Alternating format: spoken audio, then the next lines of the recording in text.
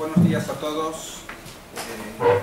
El presidente de este seminario me puso en esta mesa para dos funciones. Una, dar la bienvenida a esta casa. A los tres que están acompañándome no se la puedo dar porque estoy seguro que conocen esta casa mucho mejor que yo. Creo que muchas personas que hay aquí conocen esta casa mucho mejor que yo. Y creo que no es necesario dar la bienvenida porque yo creo que un rasgo siempre de la universidad, no de esta sino de todas, es el estar abierta a todas las personas de las facultades y por tanto no hay que expresar aquello que viene dado de suyo. La segunda función era la de dar algunos datos estos de intendencia, de funcionamiento, pero me los voy a reservar para el final y voy a adoptar un rol, no lo teníamos previsto, que asumo con frecuencia, quizás por mi forma de ser. Antes de ello, yo quiero felicitar al presidente de la Conferencia de Decanos, al decano de Murcia, Antonio Campillo, por la iniciativa de organizar este seminario.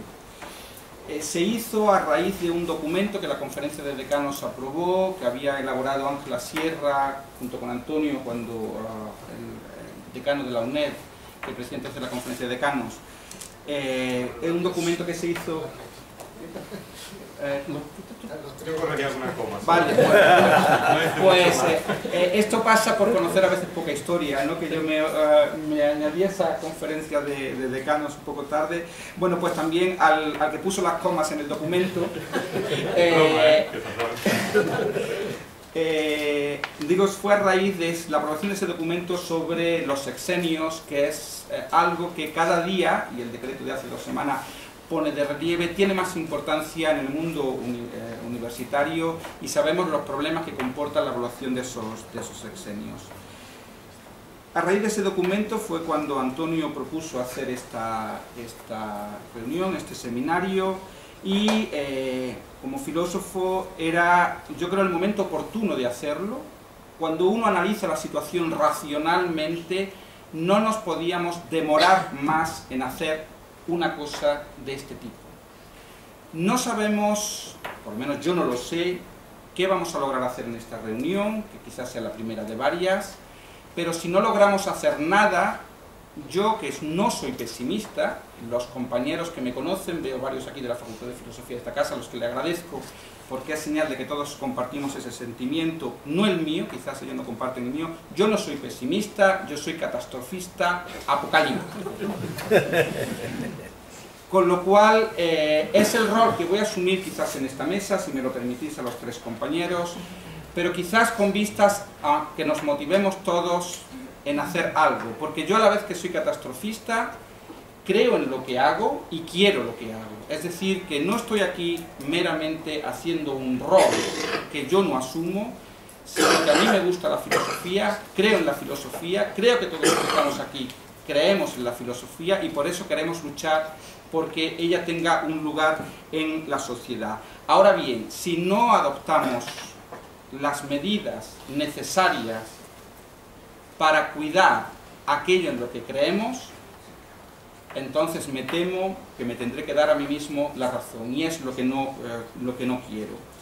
Yo voy a dar meramente una descripción de cómo yo veo el futuro.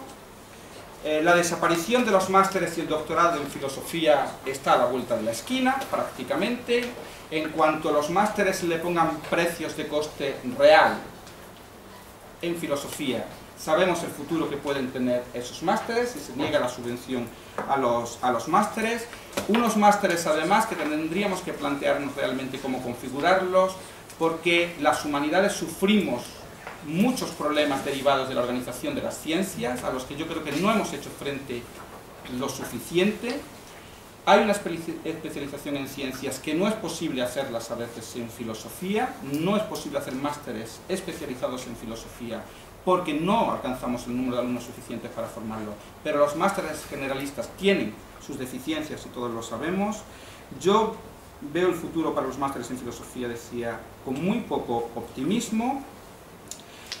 Algunos me dicen que por proceder de una facultad grande somos los que vamos a sobrevivir. Yo les digo que somos los últimos que vamos a caer, que es muy distinto a sobrevivir. Los grados en filosofía, como yo empiezo a verlo, es que todas las humanidades, que por cierto, Yo tengo dudas de que seamos de la rama de artes y humanidades, y esto no nos hemos planteado, pero hemos entrado en una deriva desde el siglo XIX cuando entramos en la filosofía y letras, que no me veo fácilmente en otras ramas, pero no me veo tampoco, yo al menos, en la rama de artes y humanidades. Creo que la filosofía no es literatura, es otra cosa distinta. Pero podemos ver el proceso de los grados en la estructura mayor-minor, convertidos los títulos de filosofía en las universidades, en un mayor para algunos, en un minor para unos pocos más. Pero eso sería reducir la filosofía a una docencia aproximada de entre 60 y 120 créditos en el caso de los más optimistas, lo cual significaría una transformación absoluta de lo que son los grados. Y yo creo que esa estructura mayor-minor está a la vuelta de la esquina en el caso de las humanidades, con la suerte en países extranjeros de que esa estructura está asociada a veces a economía, a otra serie de estudios en los que la filosofía puede tener su lugar. Y en tercero, por la presencia de ellos, de los profesores de secundaria, tampoco sé cuál va a ser el futuro de la filosofía en la secundaria, no solo de lo que es la filosofía, sino de la enseñanza general de la filosofía. Yo, siguiendo con esa mentalidad catastrofista, no sé si vamos a morir por parada del corazón o por parada cerebral. Primero va a acabar la filosofía en secundaria y luego en la universidad, o primero en la universidad y luego secundaria. Pero lo que sí tenemos todos muy claro es que los dos estamos en el mismo barco y que si no unimos fuerzas los dos, el organismo no sobrevive. La parada de uno de los dos órganos comporta necesariamente el fallecimiento del otro órgano. Y por ello yo creo que es muy importante la unión de los dos. Este es el panorama que yo veo. Pero también quiero decir que como creo en la filosofía, que creo que todos creemos en ella, contra él es contra el que nos hemos de resistir. Y resistir quiere decir, yo entiendo al menos que debemos de resistir, eso sí, no cometiendo un error que denunciaba Ortega. Ortega tiene unos artículos con un análisis de la Universidad Española, no en misión de la universidad, sino muy anteriores, 1900, 1905, 1906, en el que acusa a los profesores españoles y la sociedad española a veces de echar la culpa de todo lo que nos sucede a algo externo y no hacer la suficiente autocrítica. Y yo, de las ilusiones que tengo en esta reunión, es que también hagamos algo de autocrítica. Antonio ha hecho referencia a las redes, a la necesidad de constituir un núcleo. No creo que no lo hemos conseguido hacer después de mucho tiempo.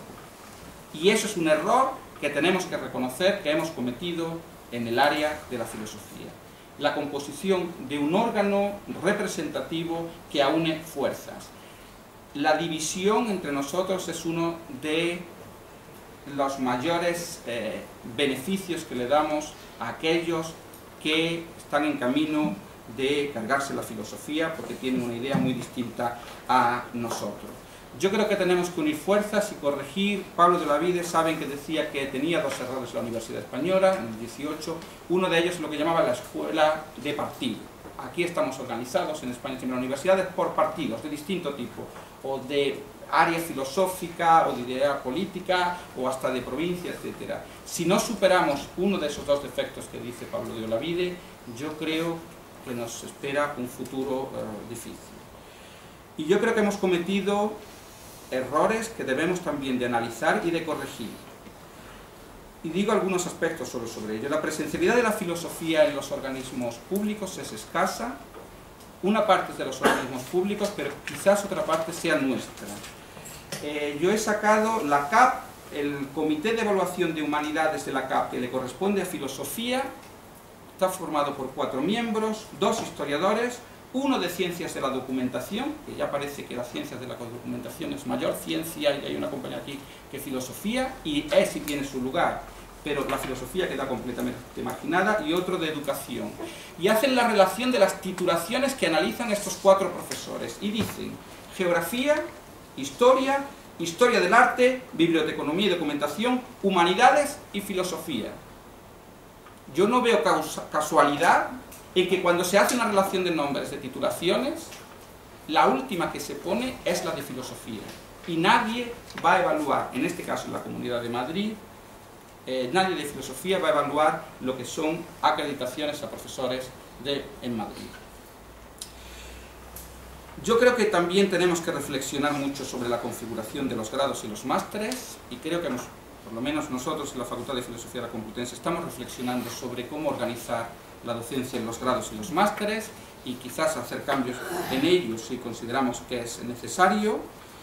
Un tercer problema que tenemos que plantearnos es la capacitación profesional de nuestros egresados. En el libro blanco creo que aparecía la cifra de en torno al 80% de nuestros egresados no hacen una labor relacionada con la filosofía.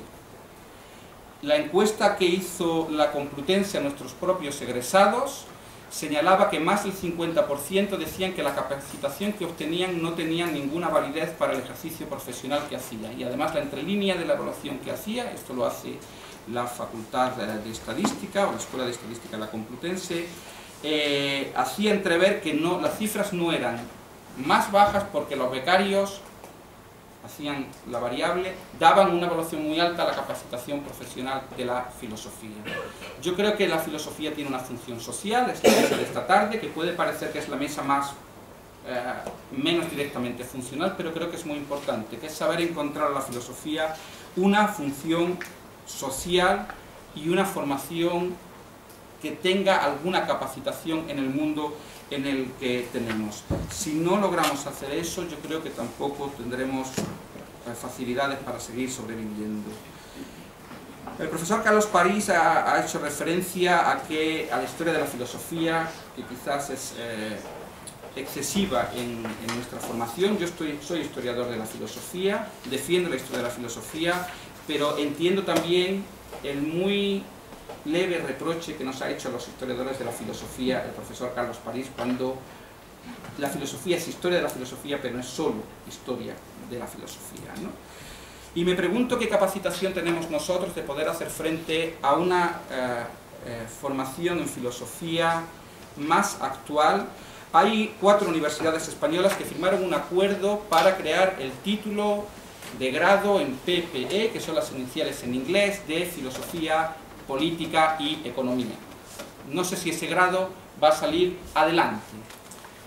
Ese grado que existe, ese estudio en los países sajones, en Alemania se ha transformado en máster, cuesta entre 7 y 9.000 euros hacer ese máster, y está presente la filosofía en él. Me pregunto si nosotros hiciésemos esa titulación, si los filósofos somos capaces de organizarla, o la harían las facultades de económicas o las facultades de políticas. Es un espacio que tenemos ahí, pero que si no estamos atentos a él, puede ser que también perdamos ese espacio.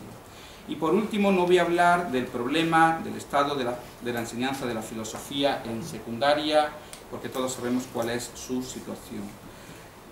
Yo, repito, creo en lo que hacemos, creo que todos los que estamos aquí creemos en lo que hacemos, pero tenemos un poco que ver cómo orientamos la filosofía y la enseñanza universitaria de la filosofía y la formación en secundaria de filosofía para poder garantizar el futuro de la enseñanza universitaria en filosofía. Yo espero que esa crisis continua que nos acecha no llegue, y todos creo que debemos de luchar para ello, y yo aquí estoy también para ayudar a que lo consigamos en la medida de lo que todos podamos. Digo esto para que no nos dejemos llevar por la pasión. El decreto de hace 2 semanas del sábado es un decreto muy duro para los estudios de filosofía. Sabemos todos lo que está debajo de ese decreto, pero tenemos también que tener cuidado que no siempre encontraremos aliados en todos los campos de la universidad. Hay facultades en las que ese decreto, algunos aspectos del decreto, no les parece mal que una titulación deba de tener un mínimo de 50 estudiantes.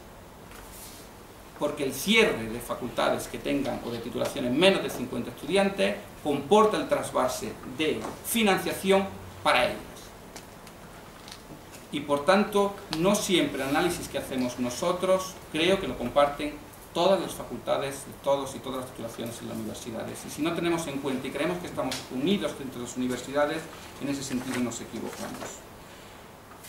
Dicho ya o desahogado mi pesimismo con todos vosotros, vamos a cuestiones más de intendencia, y repito, espero que de aquí, Antonio, logremos sacar algo realmente con lo que la filosofía pueda garantizar su futuro. Decía que vayamos a cuestiones de intendencia. Sabéis que hay una comida al mediodía, será en el bar de abajo, y se ha dado unos vales para comer las personas que se inscribieron que abonaron su inscripción en las jornadas. Luego también a esas mismas personas se les ha dado un vale si se quedaban para un vino español, que es la expresión que se usa para cuando algo no comporta mucha alimentación, poca bebida. No se debe, en España justamente es al revés, aquí no se bebe sin comer. O sea, si un vino es español, comporta comida. Los alemanes podrían hacer un vino alemán en el que no comen, o una cerveza alemana. Nosotros no podemos realmente hacer solo un vino, que sería por la tarde cuando terminemos, que estaba previsto a las 7, al ritmo que llevamos, pues podemos unir con mañana. A media mañana habrá un café también abajo, cuando hagamos la pausa se puede bajar al restaurante para hacer café, y los certificados los tienen, faltaba que los firmase el presidente de la conferencia de decanos, ya los ha firmado y los pueden recoger en la entrada aquellos que quieran tener el certificado de la asistencia a este congreso. Yo termino agradeciendo a Jacinto Rivera, digamos, lo que hemos estado haciendo, la parte un poco organizativa. Antonio era la parte organizativa, digamos, teórica, ¿no? Y la parte práctica, pues, entre Jacinto Rivera, la presidenta de la SAF, que también, no sé, perdóname, la presidenta de la SAF, y los que me han ayudado en la Facultad de Filosofía, agradecerle también a ellos la colaboración para que esto haya sido posible. El edificio se ve todo, se palpa, ¿no? Como diría Hegel, esto es real, ¿no? Pero también es real lo que han hecho los otros dos compañeros y lo que aportan. No han sido solo comas lo que han puesto, ha sido algo más. Muchas gracias a todos.